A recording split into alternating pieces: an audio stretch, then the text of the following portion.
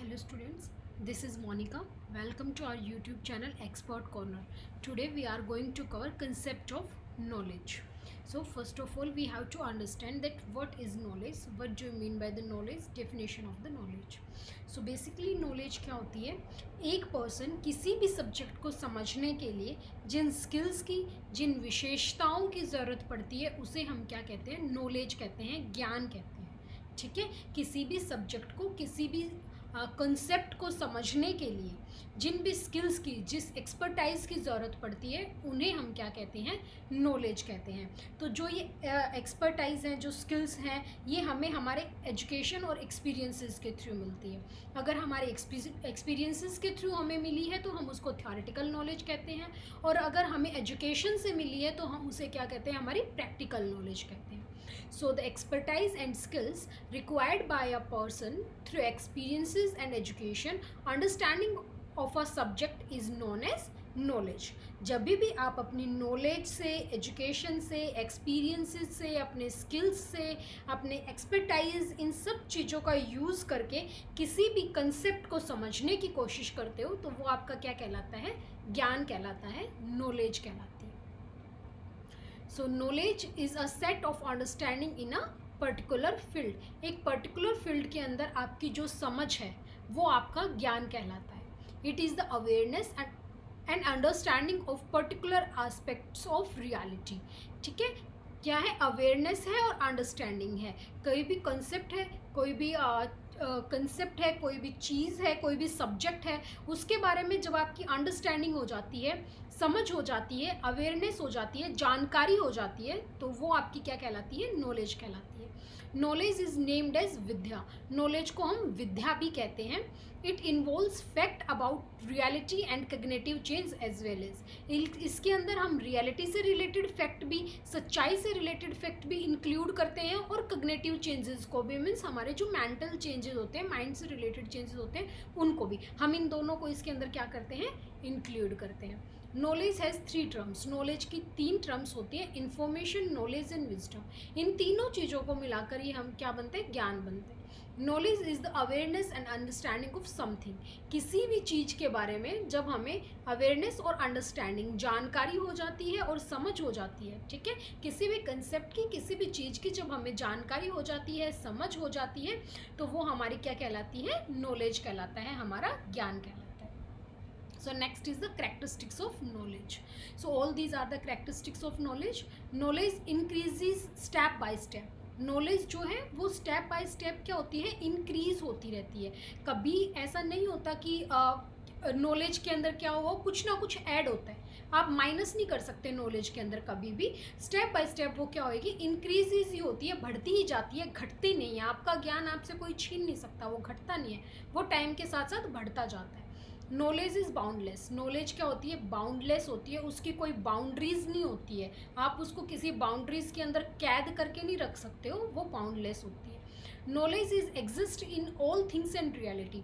Knowledge हर जगह exist करती है, हर चीज़ में, हर सच्चाई में, हर जगह नॉलेज होती है. फॉर एग्जांपल आप चल रहे हो, सड़क पे चलते चलते आपको रोड साइड में कोई पोस्टर दिख गया हो, वहाँ से आपने कुछ ज्ञान ले लिया हो, कुछ नॉलेज आपको गेन करने को मिल गई हो, है ना. किसी के साथ आप कन्वर्सेशन कर रहे हो, कन्वर्सेशन के अंदर से आपको कुछ नॉलेज मिल गई हो, तो नॉलेज आपको, मैं आपको अपने एक्सपीरियंसेस बता रही हूँ और उन एक्सपीरियंसेस के अंदर से आपको कुछ सीखने को मिल जाए, तो नॉलेज आपको हर जगह एग्जिस्ट करती है, कहीं से भी सीखने को मिल सकती है. Information is the source of knowledge. Knowledge का जो मेन सोर्स होता है वो क्या होती है, इन्फॉर्मेशन, सूचना होती है.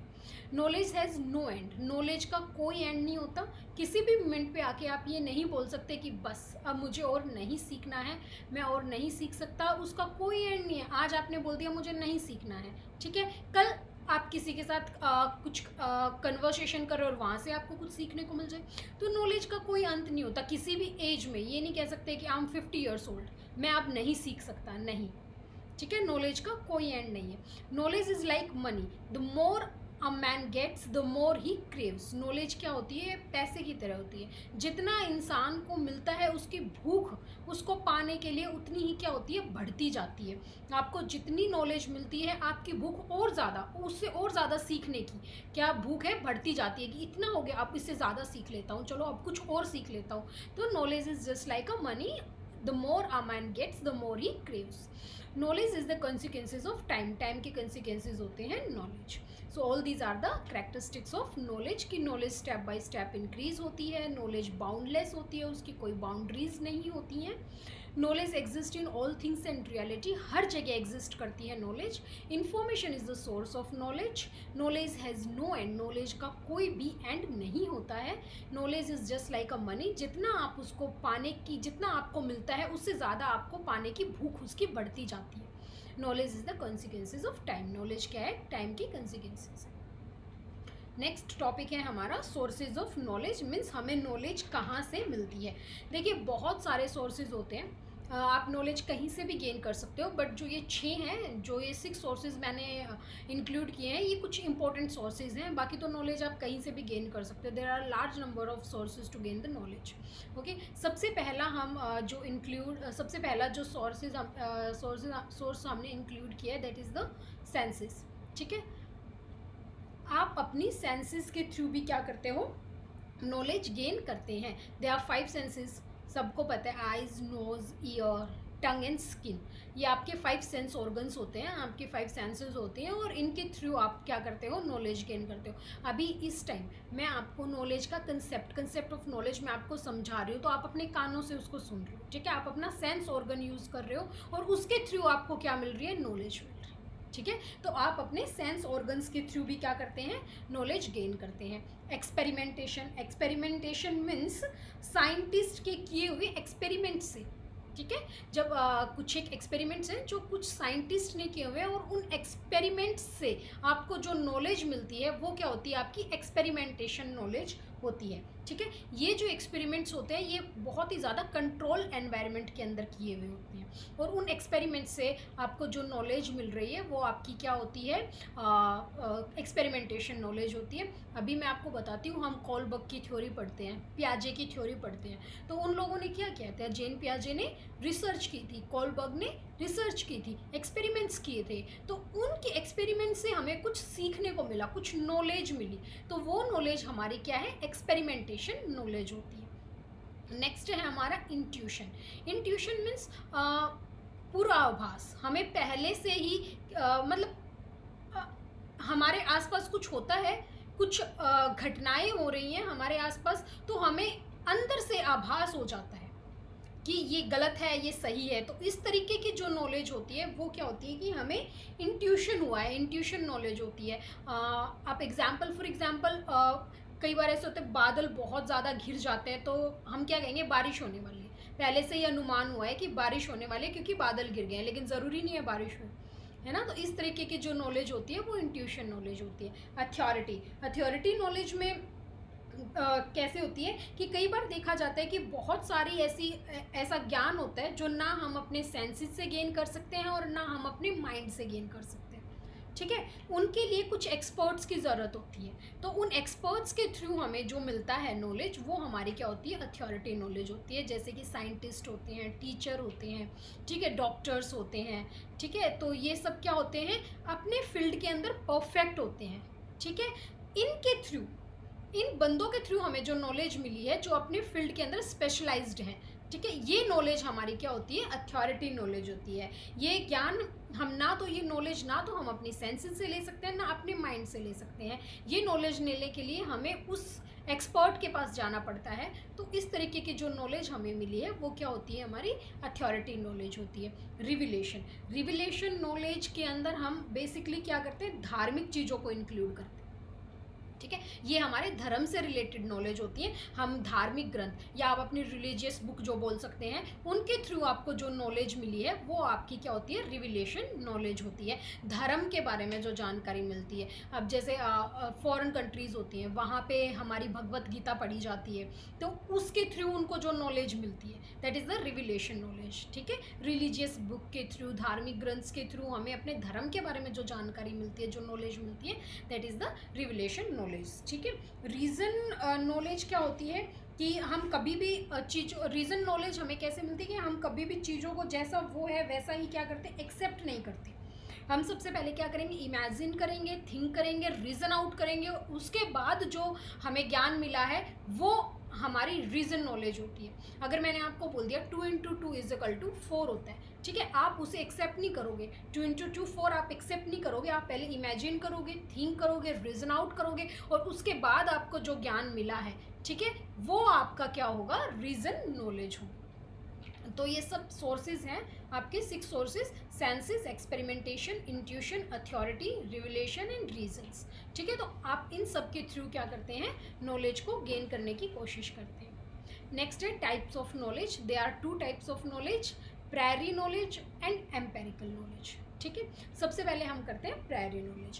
प्रायरी नॉलेज क्या होती है, बिफोर, पहले की नॉलेज। तो जो पहले की नॉलेज होती है हम उसको क्या कहते हैं, प्रायरी नॉलेज कहते हैं। जैसे कि ऑल ट्राइंगल्स हैव 3 साइड्स। ठीक है, ट्राइंगल्स की क्या होती है, 3 साइड्स होती हैं, ये पहले से ही डिसाइडेड है ना। आपको मैंने बोला ट्राइंगल की 3 साइड्स होती हैं, आपने मान लिया ट्राइंगल की 3 साइड्स होती हैं, पहले से डिसाइडेड है, यूनिवर्सली एक्सेप्टेड है। ठीक है, इसकी जो ट्रूथ है, इसकी जो फॉल्सिटी है, वो पहले से ही डिसाइड की गई हुई है कि ये चीज़ सच है और हमने इस चीज़ को मान लिया। तो जो बिफोर, पहले की जो नॉलेज होती है उसे हम क्या बोलते हैं, प्रायरी नॉलेज बोलते हैं। It has universal validity. इसकी क्या होती है, यूनिवर्सल वैलिडिटी होती है। And once recognised as true does not require any further evidence.